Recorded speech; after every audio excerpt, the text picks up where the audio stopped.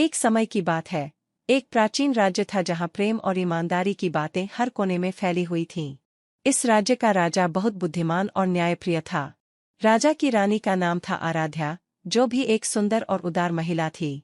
इस राजमहल में एक रहस्यमय तालाब था, जिसमें कहा जाता था कि जो भी उसका रहस्य बुलाता, वह एक चमत्कारी यात्रा कर सकता था। एक दिन राजा रानी ने तालाब के किनारे बैठकर एक दूसरे को सुना।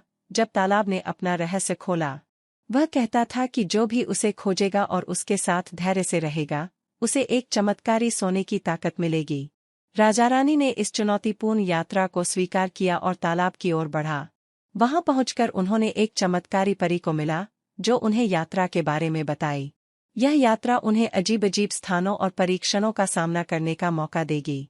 राजा और रानी ने सहमति दी और यात्रा का आरंभ किया। पहला परीक्षण था जंगल में, जहां उन्हें एक रहस्यमय मंदिर का पता लगाना था।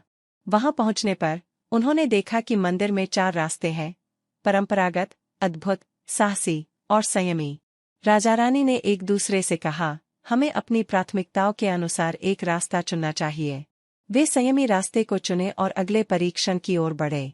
दूसरा परीक्षण था आकाश में, जहां एक बुद्धिमान हंस उन्हें एक सवाल पूछने आया। तुम्हें अपनी असली इच्छाएं क्या हैं? हंस ने पूछा।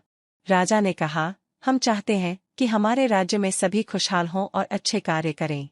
हंस ने कहा, तुम्हें यह सिद्ध करने के लिए तैयार होना होगा कि कभी-कभी अपनी इच्छाएं तबादला करनी पड़ेंगी। राजा और रानी ने उस सिख को स्वीकार किया और आगे बढ़ा।